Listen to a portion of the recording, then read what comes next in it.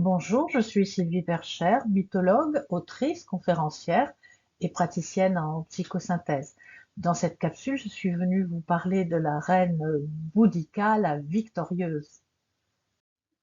Boudica est une reine celte légendaire, ce qui veut dire que sous la légende se trouve l'histoire. En réalité, Boudica est une reine historique qui a existé, sauf que ça va beaucoup plus loin pour elle, puisque son esprit et ce qu'elle représente, et ici en l'occurrence la victoire, rejoint le panthéon des divinités celtiques, et c'est assez intéressant de voir ces divinations de figures antiques qui, grâce à leurs faits, vont rejoindre l'état de divin. C'est quelque chose qu'on connaissait dans la tradition celtique, entre autres, hein, mais que l'on a encore, hein.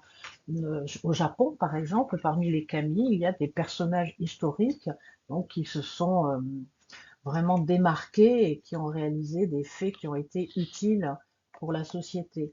Alors sur le plan psychique, ça veut dire que ce qu'ils ont réalisé, l'esprit qui les a animés, se constelle avec un archétype, hein. On peut imaginer ça comme des énergies de même nature qui vont se regrouper, qui vont s'attirer et qui vont donc devenir de plus en plus fortes et de plus en plus agissantes sur la psyché des êtres humains. Donc c'est vraiment le cas de cet esprit de la déesse et de la reine Boudica, parce que on peut voir, on sait hein, par rapport à des textes, et on peut voir encore hein, à Londres, donc il y a sa statue qui est pas très loin de Big Ben, hein, qui est juste avant le pont. Alors bon, j'imagine que 99% des gens qui passent là ne savent pas du tout de qui il s'agit, mais en tout cas, ils ont sous les yeux cette image de femme forte, de femme victorieuse, avec ses chevaux qui ne sont pas tenus par des morts. Donc il y a une sensation de liberté, une sensation de force et une sensation de victoire. Donc Boudica, reine historique, reine des Icéniens, née vers 30 et morte en 61. Donc vous pouvez voir sur la carte où se trouve l'Icénie, sachant que la guerre les a fait descendre jusqu'à Londres. Et donc c'est intéressant de voir que la mémoire collective, l'inconscient collectif, a surtout mémorisé l'histoire de Boudica sous la forme de la victoire. Alors il y a vraiment eu une victoire, hein, et pas des moindres, mais ça s'est quand même mal terminé pour elle et pour les Icéniens, puisqu'ils ont perdu la guerre et Boudica est morte. Alors on ne sait pas trop si elle est morte sur le champ de bataille ou si elle s'est suicidée. Donc là aussi, il y a une notion de légende, la légende qui rejoint la mythologie et la mythologie qui correspond à un schéma archétypal, puisqu'on le retrouve aussi, par exemple, avec Cléopâtre, hein, qui s'est suicidée, mais on ne sait pas trop sous quelle forme, et la légende raconte qu'elle s'est fait piquer par un serpent. Donc là, ici, on voit bien les mécanismes d'intégration de l'histoire au schéma de l'archétype. Alors Boudica, c'était l'épouse du roi Prasudagos, qui était roi à l'époque où Rome essayait de conquérir la Grande-Bretagne. Et le roi pensait beaucoup plus sage d'essayer de faire un accord avec les Romains que de rentrer directement en guerre. Donc tant qu'il a été vivant, ça s'est passé relativement bien, hein, comme ça peut se passer dans ces cas-là. Seulement à sa mort, comme son épouse, sa reine, pouvait très bien prendre le pouvoir, ça convenait pas du tout aux Romains, hein. Ça pour eux c'est quelque chose d'inconcevable qu'une femme prenne le pouvoir, hein. Donc à ce moment-là, ils ont essayé de renverser ce pouvoir en place et ils ont fini par fouetter Boudica, ce qui est quand même quelque chose déjà de très douloureux, mais d'autant plus humiliant qu'a priori le fouet était réservé plutôt aux esclaves. Et puis ils ont violé leurs deux filles. Donc nous sommes dans un pays celte, c'est-à-dire que la femme, elle va pas se laisser faire, hein. Et ici, elle a droit de dire, hein, elle a droit de réponse. Et la reine Boudica va donc lever une armée. Et on voit que pour cette reine, il n'y a absolument aucune difficulté de lever une armée pour réparer cette injustice, hein, et parce que nous sommes dans un pays celte, hein. Donc ça nous indique beaucoup de choses sur la perception du monde très différente entre les Celtes et les Romains. Donc elle lève très rapidement cette armée et bien sûr, bah, elle va aller mener la guerre contre les Romains. Donc ils descendent jusqu'à Londres. Bon, ils incendient des villes et des villages et ça finit par une victoire pour la première fois. Donc bien sûr, elle est célébrée et c'est cette partie-là que l'inconscient collectif va mémoriser. Et c'est d'autant plus marquant que ben voilà, gagner contre Rome, ça n'a pas été donné à tout le monde. Seulement ensuite, la guerre a continué et ça s'est quand même terminé par une défaite. Donc c'est à ce moment-là que Boudica est mort. Donc on ne sait pas trop si elle est morte pendant le combat ou si elle s'est suicidée. Et puis bah, ça a été un peu la débandade, comme c'est Rome qui a gagné. Voilà, c'est parti un petit peu n'importe comment, comme ça se passait toujours avec les Romains. Lisons-le sur le plan symbolique, sur le plan analogique, donc sur le plan psychique.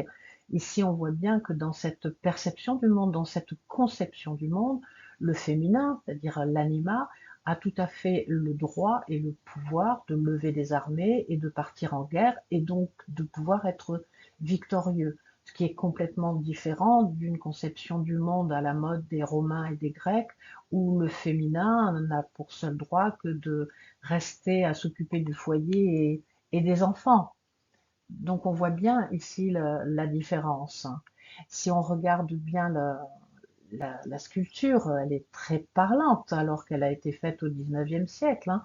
Mais il y a encore toute cette dynamique avec cette reine majestueuse, grande, forte, ouvrant les bras vers la liberté et voulant garder sa liberté, se battant pour sa liberté et avançant vers la victoire. Mais on peut voir qu'il y a ces deux filles avec elle, donc il y a aussi tout le côté maternel, le côté protecteur, et puis le côté redresseur de tort. Mais qu'as-tu fait à mes filles? Qu'as-tu fait à mon féminin? Tu l'as violé. Et donc il y a ici cette conquête hein, vers la liberté. Et puis on peut remarquer aussi que ce féminin grandiose, hein, il possède une grande lance. C'est-à-dire que dans l'image, il est allié à un animus qui lui permet de combattre, c'est-à-dire un masculin en accord avec cette perception du monde qui reconnaît que le féminin a ce droit de liberté et de rébellion quand il est attaqué. Donc c'est un animus très positif. Et puis on peut remarquer aussi les chevaux, c'est incroyable, c'est des chevaux qui ne sont pas juste attelés là pour avancer, comme on peut voir dans de nombreuses statues. Non, ici, ils sont pleins de vigueur, ils vont aussi de l'avant, ils vont aussi vers la conquête, hein. Donc ici, on peut déjà faire une référence sur le plan symbolique à ce lien qu'il y a entre la puissance du cheval et l'énergie féminine, tel qu'on peut le voir et tel que je vous en parle dans ma capsule avec la Vénus préhistorique, où il y a cette gravure d'une vulve de la déesse et il y a des chevaux qui sont gravés. Donc on voit cette énergie du cheval qui est complètement liée au féminin. Et ici, on retrouve ce schéma de l'archétype du cheval qui avance avec une force prodigieuse vers la vie et vers la victoire, vers sa liberté. Vous pouvez remarquer que ces chevaux, ils n'ont pas de mort contraignant, ils n'ont pas de reine. La reine n'a pas les rênes, mais ils avancent tous ensemble dans une même direction, c'est-à-dire que les chevaux, ils tirent le char. Donc l'image, elle est vraiment grandiose, elle est vraiment très très belle.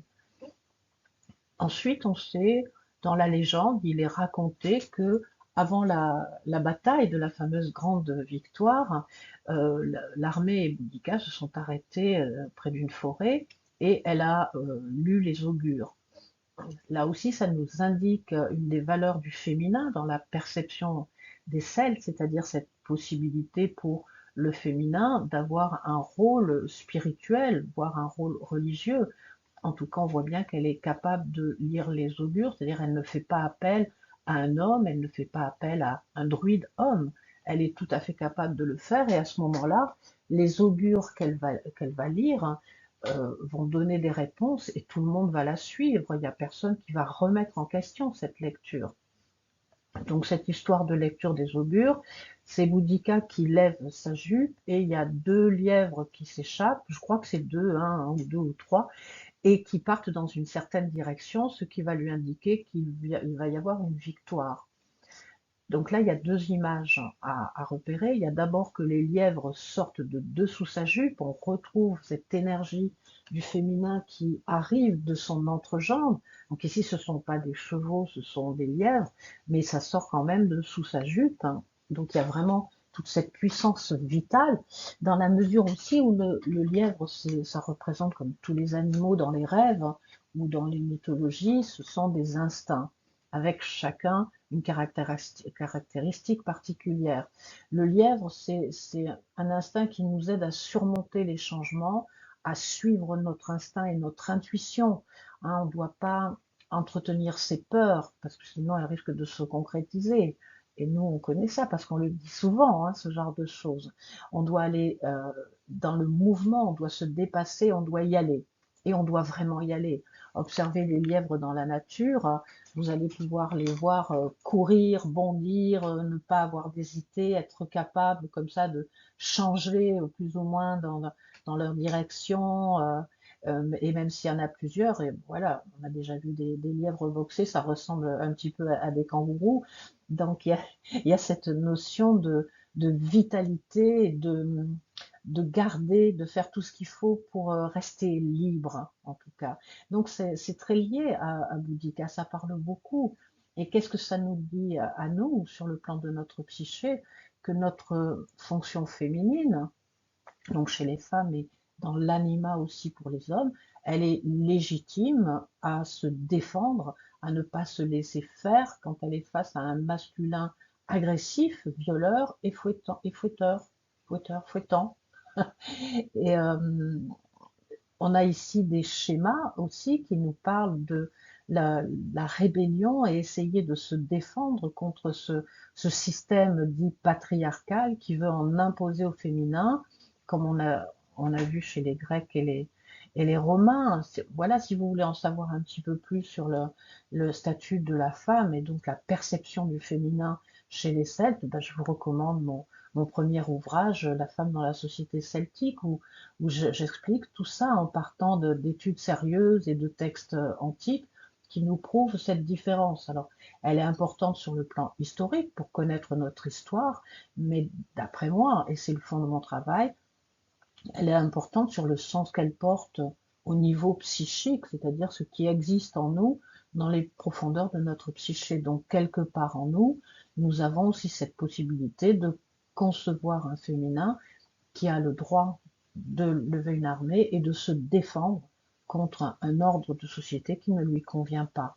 Et c'est quand on va tirer la carte, par exemple, de Boudica, c'est tout à fait ce que nous allons aller chercher, c'est tout à fait ce que nous allons lire, puisque ce que nous retenons dans l'inconscient collectif, c'est la victoire du féminin, et que nous avons plutôt tendance à oublier que ça s'est pas très très bien fini. Mais d'ailleurs, sur le plan de la société, ça s'est pas très très bien fini. Nous en savons encore très bien quelque chose aujourd'hui. Alors, un exemple de tirage de cartes avec Boudica. Cette fois-ci, on va imaginer un questionnement sur un conflit familial, hein, quel qu'il soit. Donc, les cartes tirées vont être Iji, Estia, Frigg et Boudica en réponse. Donc dans la carte qui nous représente, nous avons Igi, cette déesse grecque qui représente la bonne santé, mais dans le sens de l'hygiène, prévenir plutôt que guérir. C'est comme si dans l'intérieur de l'être, il y avait cette volonté de retrouver un état tout à fait sain et de bonne santé par rapport à ce qu'on est en train de vivre. En face, nous avons Estia, qui est la déesse gardienne du foyer, mais nous devons ne pas oublier que dans la mythologie, Estia est cette belle déesse de la maison et du feu de la maison, mais qu'elle ne sort jamais. C'est-à-dire que même quand les dieux et les déesses vont festoyer, elle ne peut pas y aller. Donc ça, c'est très parlant. C'est-à-dire sur le plan horizontal, sur le plan de l'espace, le conflit indique qu'il y a un besoin de retrouver quelque chose de beaucoup plus sain face à une fonction qui nous est imposée ou proposée par l'extérieur, qui voudrait nous confiner au sein du foyer et ne pas exister dans toute notre potentialité. L'origine de la question, c'est Frigg. Et Frigg, si c'est une déesse énorme, parce qu'elle a toutes les fonctions du féminin, elle est souveraine, elle est autonome, elle est maternelle, elle a tout ce qu'il faut, mais sa particularité, c'est que c'est la déesse qui voit les fils du destin, hein, c'est une tisseuse. C'est-à-dire, elle voit les destins de chaque être humain. C'est comme ici, si ça nous disait que bah, c'est le destin, cette histoire. Ça doit nous amener à quelque chose. Alors, sans doute à une prise de liberté, à un retour vers l'authenticité, vers soi-même, à ne plus être dépendant des dictats tels que nous les connaissons et surtout nous les avons connus ces derniers siècles où la femme était cantonnée à un rôle pas toujours très sympathique, hein. Alors quand je dis un rôle pas très sympathique, c'est pas le fait d'être mère et de s'occuper du foyer, ça n'a rien à voir avec ça, parce que ça, ce sont des fonctions féminines majeures et tout à fait divines et respectables de s'occuper de son foyer, du feu et de ses enfants. Mais c'est plutôt dans la manière dont c'est considéré, parce que c'est considéré comme quelque chose d'avilissant. De torcher les mômes, c'est avilissant, alors qu'en réalité, c'est quelque chose de sacré. Et c'est dans cette perception, hein, c'est quand la manière dont nous voyons les choses, hein, qui est à redéfinir, on va dire. Et donc ce destin, il nous demande peut-être à redéfinir ces choses-là, pas forcément à les rejeter, mais peut-être à les redéfinir, à les valoriser autrement, à les considérer autrement. Et le résultat, c'est donc bouddhika, c'est-à-dire que ce qui est en train de se passer, ce conflit, peut nous amener justement à cette rébellion, à dire non, ça ne passera plus par moi d'être considéré comme une moins que rien, ben parce que comme pas mal de femmes ont pu entendre quand elles ont eu plusieurs enfants et qu'elles se sont arrêtées de travailler un certain temps, c'est ah, tu ne travailles pas. Sous-entendu, tu n'es pas productif pour la société. Donc c'est très humiliant. Et donc cette rébellion, ce serait d'aller vers quelque chose qui réclame son but, sa légitimité. Genre, ben non, c'est pas humiliant du tout en fait, hein, mais ça peut être valorisant et surtout, ça ne doit pas m'empêcher de vivre toutes les autres parties de mon être, toute ma royauté, c'est-à-dire de pouvoir exercer un travail qui m'intéresse, exercer une activité artistique telle que je l'aime, etc. Alors il y a eu des progrès de fait, mais c'est pas très vieux que les femmes peuvent aller à l'université, à l'école des beaux-arts, faire des études de médecine.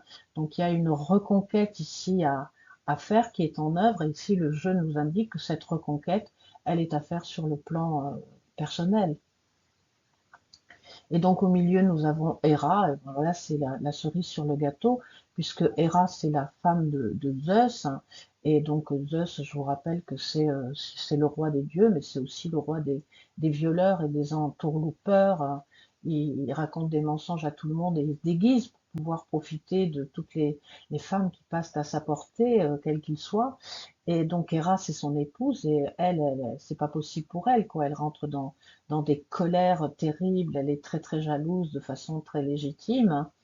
Et donc au centre de ce conflit familial, de cette pulsion intérieure qui demande à réinstaurer une bonne hygiène de vie par rapport au féminin, et ça va être mené dans la colère. C'est cette colère qui va nous servir de puissance pour partir à la guerre, hein. Et donc ici à la guerre, il ne s'agit pas d'aller tuer des hommes et des femmes et des gens, hein. Il s'agit de reconquérir son propre pouvoir et sa propre liberté. Alors j'allais dire Boudica, je l'aime beaucoup, mais en réalité je les aime toutes beaucoup parce que elles ont du sens pour moi, elles correspondent à tout un ensemble de choses dans ma vie et dans la vie des femmes. Mais cette Boudica, elle est quand même très importante parce que elle va nous donner la puissance, la force, parce qu'elle nous permet de retrouver la légitimité de dire non, ça ne passera plus par moi, non, tu ne violeras plus mes filles, dans le sens psychique, hein, je parle, dans le sens concret aussi, mais dans le sens psychique, c'est tu ne violeras plus mes fonctions féminines, tu ne fouetteras plus mes fonctions féminines. C'est ce pouvoir de dire stop, ce pouvoir de dire non, ce pouvoir de dire non, ça ne passera plus par moi.